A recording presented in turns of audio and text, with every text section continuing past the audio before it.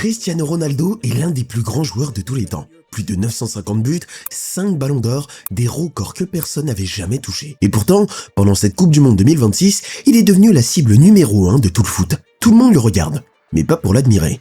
Les gens regardent le Portugal juste pour voir ce que Ronaldo va rater. Le moindre ballon mal contrôlé tourne en boucle sur les réseaux, et la moindre occasion manquée se transforme direct en vidéo de moquerie. Après le premier match du Portugal, Thierry Henry l'a carrément accusé d'être trop égoïste. Un adversaire s'est presque moqué de lui en pleine interview. Et selon beaucoup, même un de ses coéquipiers lui aurait manqué de respect. Pire encore, des légendes du foot affirment maintenant que le Portugal serait meilleur sans lui. Alors, qu'est-ce qui se passe vraiment? Est-ce que Ronaldo est vraiment devenu le plus gros problème de sa propre équipe? Ou est-ce qu'on a trouvé en lui le coupable parfait pour cacher tout le reste? Reste jusqu'au bout, parce que la vérité derrière cette histoire est bien plus folle que ce que les gens veulent te faire croire. Et parce que la réponse qu'il a donnée ensuite, personne ne l'a vu venir. Avant toute chose, soyons clairs sur un truc. Personne ici ne remet en cause ce qu'est Cristiano Ronaldo. Une légende, un monument du foot, un mec qui a marqué l'histoire de ce sport comme très peu l'ont fait. Le but de cette vidéo, c'est pas de cracher sur lui, mais de regarder objectivement ce qui se passe en ce moment et de comprendre pourquoi tout le monde entier en est arrivé à parler de lui comme ça. Le mec a tout gagné et à 41 ans, il dispute encore une Coupe du Monde, sa 6e, un truc que seul Lionel Messi a fait aussi. Rien que ça force le respect. Mais voilà, malgré tout ce palmarès, ce qui se passe autour de lui en ce moment, au Mondial 2026, est devenu hallucinant. Et c'est pas moi qui le dis, c'est ce que pensent et disent de plus en plus de gens. Des fans aux plus grands experts. Alors aujourd'hui, on va regarder ça froidement, sans le détester ni le défendre aveuglément. Tout est reparti avec le premier match du Portugal contre la République démocratique du Congo. Sur le papier, c'était simple. Le Portugal, l'un des favoris, avec l'une des meilleures générations de son histoire contre une équipe largement inférieure. Et ça commence parfaitement. João Neves marque très tôt de la tête. Tout le monde se dit que ça va dérouler. Sauf que non. Le Congo revient au score, égalise avant la mi-temps. Et au final, le Portugal s'en sort avec un misérable 1 partout. Pire, ils ont même eu de la chance de ne pas perdre. Et pour le Congo, c'est historique. Leur tout premier point en Coupe du Monde. Et celui qu'on a le plus pointé du doigt après ce match, c'est Ronaldo. Aligné en pointe, le capitaine de 41 ans a passé la rencontre isolé, coupé du reste de l'équipe. Il a joué les 90 minutes, mais sans quasiment jamais peser sur le jeu. Les chiffres font mal. Seulement 25 ballons touchés, son plus faible total dans un match de grand tournoi joué en entier. Pas un seul tir cadré. Et comme souvent, aucun apport défensif. Pour un joueur censé être le point central de l'attaque, c'est très peu. Et le pire arrive sur l'une des meilleures occasions du Portugal. Une occasion où, au lieu de laisser le ballon filer vers Bruno Fernandes pour un but tout fait, Ronaldo se met lui-même dans la trajectoire parce qu'il veut marquer. Résultat, l'occasion est gâchée. On y reviendra en détail parce que cette action est devenue le symbole de tout ce qu'on lui reproche. Et après le match, un joueur du Congo a lâché une phrase qui a fait beaucoup parler. Le jeune milieu Ngalayel Moukou, 21 ans, à qui on demande s'il avait préparé un plan spécial pour contenir Ronaldo, répond « Pas vraiment ». On sait qu'il n'est plus le même joueur qu'avant et qu'il est plus vieux maintenant. À son âge, il ne peut plus fournir le même effort qu'avant, mais j'ai un immense respect pour lui. Une réponse honnête et même plutôt respectueuse sur la fin. Et beaucoup de gens étaient d'accord avec lui. Mais les fans de Ronaldo, eux, l'ont très mal pris. Pour eux, c'était un manque de respect total envers leur idole. Et se sont mis à inonder le jeune Congolais de moqueries et d'insultes sur les réseaux. Après ce match, le foot s'est coupé en deux. D'un côté, ceux qui pensent que Ronaldo est devenu un poids pour le Portugal. De l'autre, ceux qui le défendent encore. Et les plus grands noms s'en sont mêlés. Le plus dur, c'est venu de Thierry Henry. Sur le plateau de Fox, il est revenu sur une action précise de la seconde période. Une occasion énorme du Portugal. Et sa réponse a été sévère. C'est l'équipe qui doit marquer, pas toi. Son idée, c'est que sur cette action, au lieu de suivre le mouvement et de laisser un but tout fait à Bruno Fernandes, Ronaldo a coupé la trajectoire du ballon parce qu'il voulait marquer lui-même. Et Henry en a même remis une couche avec une petite vanne. Quand on lui parle de l'apport défensif de Ronaldo, il répond, ironique, qu'au fond, il a plutôt bien défendu. Mais pour la République démocratique du Congo, sa façon de dire que les ballons que Ronaldo ratait devant devenaient des dégagements faciles pour les Congolais. Et Henry n'était pas seul.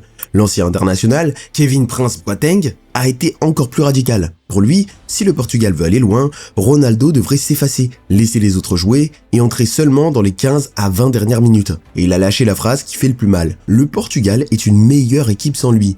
Un ancien attaquant anglais, Chris Hughton, a même tapé sur le sélectionneur en disant que c'était gênant de la part de Martinez qu'il avait peur de sortir Ronaldo. Mais attention, et c'est là qu'il faut être honnête, tout le monde n'était pas d'accord, parce qu'il y a aussi un autre son de cloche et il est défendable. Wayne Rooney, par exemple, a nuancé tout ça. Son idée, c'est que même quand Ronaldo ne touche pas le ballon, sa seule présence rend service à l'équipe, parce que les défenseurs restent focalisés sur lui, à le surveiller en permanence, ce qui ouvre des espaces pour ses coéquipiers ailleurs sur le terrain. Autrement dit, Ronaldo attire le danger sur lui et libère les autres, même sans rien faire de visible. Et puis, il y a Roberto Martinez, le sélectionneur qui a défendu son joueur bec et ongles. Pour lui, pas question de le sortir. Il a expliqué que ça n'avait aucun sens de retirer le meilleur buteur du football mondial dans un match où tu cherches justement à marquer, et que l'expérience de Ronaldo dans la surface, sa capacité à tirer les défenseurs reste précieuse. Donc tu vois le truc, d'un côté des légendes qui disent clairement que le Portugal serait meilleur sans lui, de l'autre, des gens tout aussi crédibles qui rappellent que Ronaldo, même diminué, reste Ronaldo, et qu'on ne met pas un joueur pareil sur le banc d'un claquement de doigts. Le problème, c'est que ce débat ne sort pas de nulle part, parce que ce qu'on reproche à Ronaldo aujourd'hui, c'est exactement ce qui inquiétait déjà il y a 4 ans. Et pour comprendre à quel point sa plus grande qualité est devenue son plus gros défaut, il faut creuser un peu. Pendant presque 20 ans, la plus grande force de Ronaldo, ça a été sa confiance. Cette conviction absolue d'être le meilleur, de pouvoir marquer à tout moment, de devoir prendre toutes les responsabilités. C'est exactement ce qui l'a rendu aussi grand. C'est ce qui a fait Cristiano Ronaldo. Sauf qu'aujourd'hui, beaucoup voient cette même confiance d'une autre manière. Ils n'y voient plus de la confiance, mais de l'entêtement. Un joueur qui refuse d'accepter qu'il n'est plus le même, qui s'accroche à son statut de star numéro 1, alors que son corps ne suit plus à 41 ans. Et le reproche principal, c'est ça. Ronaldo voudrait tous les grands moments pour lui, les coups francs, les pénaltys, les occasions décisives. Il veut toujours en être le héros. Et c'est ce qui explique l'action contre le Congo, celle où il coupe la trajectoire d'un ballon qui filait vers Bruno Fernandes pour un but tout fait, juste parce qu'il voulait le marquer lui-même. Sur le moment, ça paraît anodin, mais pour ses détracteurs, c'est le résumé parfait du problème. Il fait passer son envie de briller avant l'intérêt de l'équipe. Il y a une comparaison qui revient souvent pour décrire ce Ronaldo-là, et elle est assez parlante. Certains le surnomment le Homelander portugais. Pour ceux qui n'ont pas vu la série The Boys, Homelander, c'est un super-héros surpuissant, mais qui a un besoin maladif d'être aimé, admiré, et d'être la personne la plus importante de la pièce. Il est incroyablement fort, mais aussi extrêmement fragile dès que l'attention se détourne de lui. Et le parallèle se tient. Comme Homelander, qui veut toujours être la star de son équipe, Ronaldo veut les plus gros moments pour lui. Il veut être celui dont on parle après le match, dans les bons comme dans les mauvais moments. Et puis, il y a le côté émotionnel, qui colle aussi à cette image. Ronaldo vit tout à fond, ses émotions se voient sur son visage. Quand ça va mal, tout le monde le remarque. Et ses réactions deviennent direct des moments viraux, comme Homelander qui pète un câble dès que les choses ne vont pas dans son sens. Mais là encore, soyons justes, parce que c'est important. Le problème du Portugal, ce n'est pas que Ronaldo. Si tu le remplaces demain par Gonzalo Ramos, tu ne règles pas tout d'un coup de baguette magique. Le Portugal a eu d'autres joueurs décevants sur ce match, des cadres qui sont passés à travers. Mais comme souvent, dès que Ronaldo est sur le terrain, c'est lui qui aspire toute l'attention, en bien comme en mal. Les autres peuvent se cacher derrière lui. Et tout ce qu'on décrit là, ce sentiment d'une équipe entière autour d'un seul homme, ce n'est pas nouveau. On a déjà vu exactement le même film il y a 4 ans, au Qatar. Et ce qui s'est passé là-bas en dit long sur la suite. Direction le Qatar en 2022. Au début du tournoi, tout va bien. Ronaldo commence correctement, il marque même contre le Ghana sur penalty. Mais très vite, ses performances deviennent un sujet. Le Portugal paraît plus lent en attaque, et une question vient à l'esprit. Est-ce que l'équipe n'est pas devenue beaucoup trop centrée sur un seul joueur? Et puis arrive le 8e de finale contre la Suisse. Et là, le sélectionneur de l'époque, Fernando Santos, prend une décision énorme. Il laisse Ronaldo sur le banc au coup d'envoi. Pour la première fois en 14 ans. Ronaldo ne démarre pas un match de grand tournoi, un séisme. Sauf que ce qui suit va donner raison à Santos de la pire des manières pour Ronaldo. Son remplaçant, un jeune de 21 ans nommé Gonzalo Ramos, sort le match de sa vie, un triplé, et le Portugal explose la Suisse 6-1 dans l'une des performances les plus dominantes du tournoi. 6-1 sans Ronaldo dans le 11 de départ. Forcément, une question très gênante se met à tourner partout. Et si le Portugal était meilleur sans CR7? Parce que ce jour-là, l'attaque paraissait plus rapide, le pressing plus agressif, l'équipe plus libérée. Pour beaucoup de gens, c'était la première vraie preuve que l'avenir du Portugal pouvait s'écrire sans son capitaine légendaire. Ronaldo est resté sur le banc pour le quart de finale contre le Maroc. Il n'est entré qu'en fin de match, alors que le Portugal cherchait désespérément à égaliser. Mais la remontée n'est jamais venue. Le Maroc a tenu, gagné 1-0 et envoyé le Portugal à la maison avec un Ronaldo en larmes en quittant la pelouse. Une élimination historique pour les Marocains et la fin du rêve de Coupe du Monde pour Ronaldo. Et c'est là que ça devient intéressant, parce qu'après ça, beaucoup s'attendaient à ce que le Portugal commence doucement à se construire sans Ronaldo comme titulaire indiscutable. C'était le moment logique pour amorcer la transition.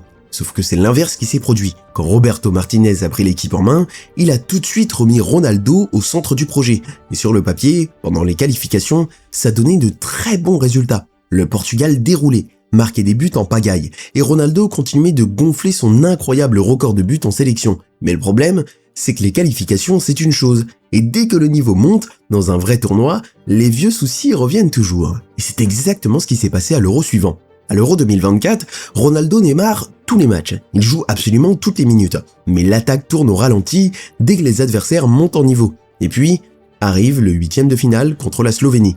Le scénario parfait se dévoile. Après 90 minutes sans le moindre but, le Portugal obtient un penalty pendant les prolongations. Une occasion en or pour Ronaldo de sauver son pays et de faire taire les critiques d'un seul coup.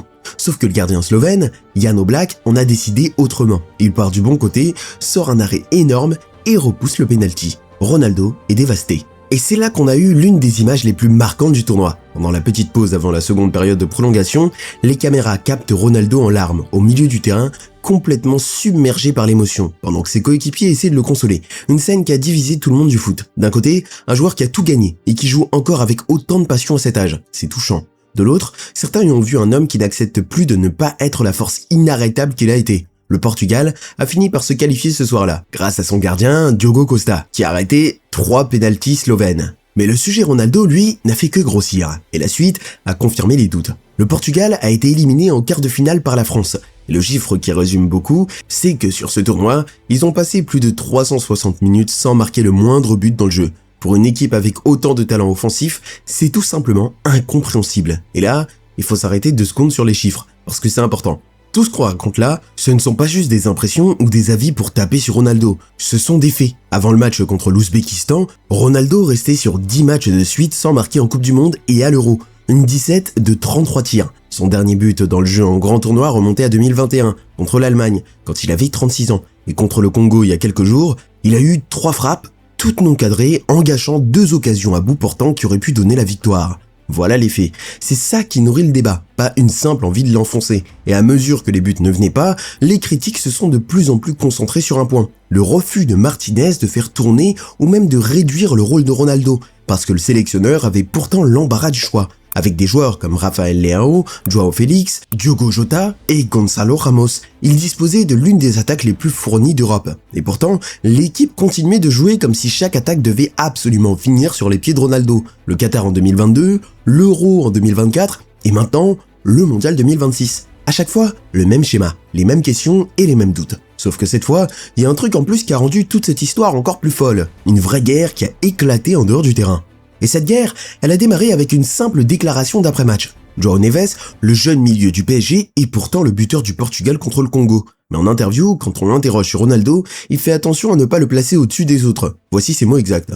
Nous savons tous que Cristiano a apporté à l'équipe nationale, au pays et au football mondial. Mais aujourd'hui, chacun comprend qu'il n'est plus le joueur exceptionnel qu'il était. Je pense que Ronaldo lui-même en est conscient. Il est là pour aider l'équipe nationale à réussir, comme n'importe quel autre joueur. Sauf que pour les fans de Ronaldo, c'était une trahison. Ils ont vu ça comme un manque de respect envers leur idole. Et ils ont inondé Neves de critiques et d'insultes sur les réseaux. Des centaines de milliers de commentaires, juste pour avoir dit que le football est un sport collectif. Et le truc a pris encore plus d'ampleur quand Bruno Fernandes a liké un post qui relayait la déclaration de Neves. Pour le clan Ronaldo, c'était la preuve d'un complot, l'idée que les joueurs se liguaient contre leur capitaine. Sauf que dans les faits, Bruno et Ronaldo ont été filmés en train de rigoler ensemble à l'entraînement quelques jours plus tard. Comme quoi, la fameuse guerre du vestiaire existait peut-être surtout dans la tête des fans.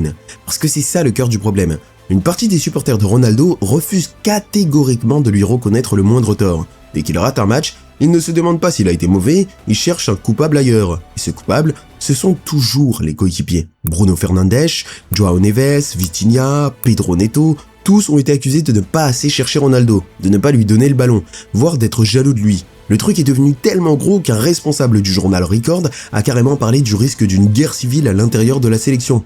Pas à cause des joueurs entre eux, mais à cause de cette pression énorme qui s'abat sur tous ceux qui osent ne pas tout faire tourner autour de Ronaldo. Et pourtant, soyons clairs, les joueurs eux-mêmes ont calmé le jeu. Francisco Conceição a répondu très simplement à cette histoire. On ne ressent pas le besoin de lui passer le ballon. Je le donne à celui que je juge le mieux placé démarqué. Une réponse de bon sens, la base du football. Mais dans le climat actuel, même ça devient une déclaration polémique. Et il y a un dernier étage à cette fusée, parce que la famille de Ronaldo s'en est mêlée aussi. À chaque critique, des proches montent au créneau sur les réseaux, alimentent encore plus les tensions, et transforment chaque match en bataille rangée entre pros et anti-Ronaldo. On est arrivé à un point où on ne parle quasiment plus de football. On parle d'un homme, de son clan et de la guerre permanente autour de lui. Mais si on met le bruit de côté 2 minutes, il reste une vraie question de fond. Pourquoi Ronaldo n'est-il plus décisif comme avant? Et pour y répondre, il faut regarder comment son jeu a changé. Parce que le Ronaldo de 2026 n'a plus rien à voir avec celui de ses 25 ans. À ses débuts, c'était un ailier explosif, tout en vitesse, en dribble et en frappe de loin. Un joueur qui éliminait son défenseur et qui faisait lever les foules. Puis avec l'âge, il s'est transformé. Il est devenu un avant-centre pur, un renard des surfaces, qui ne vit plus que dans les 16 mètres. Son jeu repose désormais sur le placement, l'intelligence, l'anticipation et un sens du but que peu de joueurs ont eu dans l'histoire. C'est cette intelligence qui lui a permis de continuer à devenir une machine à but jusqu'à un âge où les autres ont déjà raccroché. Sauf qu'à 41 ans, le problème c'est que ce style ne pardonne aucune baisse physique. Quand t'as un renard des surfaces, ta valeur tient à deux choses, ta capacité à attaquer l'espace au bon moment et ton efficacité quand l'occasion arrive. Or aujourd'hui, Ronaldo a perdu cette explosivité qui lui permettait de prendre le dessus sur les défenseurs. Contre le Congo, on l'a vu chercher des espaces qu'il ne trouvait plus, obligé de s'écarter sur les côtés, faute de pouvoir gagner ses duels dans l'axe. Et le pire, c'est que même quand l'occasion arrive, l'efficacité d'antan n'est plus garantie. Lui qui était une machine à convertir, il a gâché 2 occasions à bout portant contre le Congo. Et c'est peut-être ça le plus dur à accepter, pour lui comme pour ses fans. Cette finition chirurgicale qui était sa force, cette capacité à punir au moindre ballon, elle n'est plus la même. Avant, ces 2 occasions contre le Congo, il les mettait au fond les yeux fermés. Aujourd'hui, il les rate. Le sang-froid devant le but, ce truc qui a toujours séparé Ronaldo des autres, commence lui aussi à le lâcher. Ajoute à ça qu'il ne presse plus, qu'il ne défend plus et t'obtiens un problème tactique. Dans le football moderne, chaque joueur doit contribuer dans les 2 sens. Et quand ton attaquant reste haut à attendre, ton équipe se retrouve souvent à défendre à 10, avec une pression énorme reportée sur les milieux comme Bruno Fernandes, Vitinha et João Neves, obligés de couvrir tout le terrain. Et c'est là tout le paradoxe de Cristiano Ronaldo. Sa plus grande force et sa plus grande faiblesse sont devenues exactement la même chose.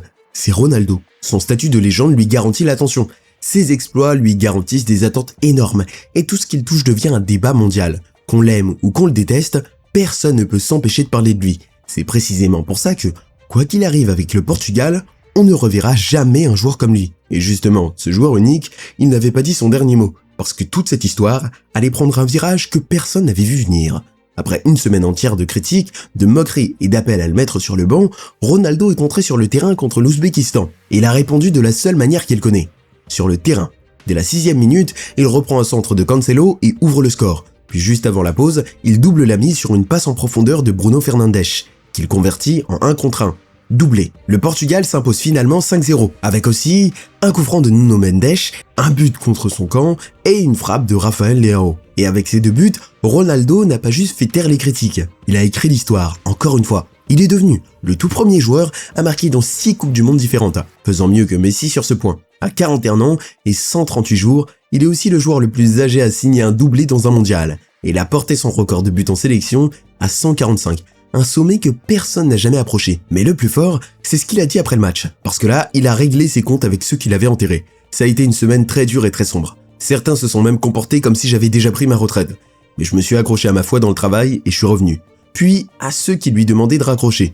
Beaucoup ont dit que mon temps était fini, mais je suis toujours là et je continue de me prouver comme je l'ai toujours fait. Et puis une autre journaliste lui demande s'il disait bien « Je suis de retour pendant le match ». Ronaldo répond « Juste pour qu'il n'oublie pas ». Et quand le journaliste lui demande si c'est la meilleure réponse qu'il pouvait donner à ses critiques, il lâche « Toujours, ça fait 23 ans que je suis comme ça ». Mais le plus beau, c'est João Félix qui a pris sa défense avec une explication qui remet tout en perspective. Lors du premier match, on faisait porter toute la responsabilité à Cristiano.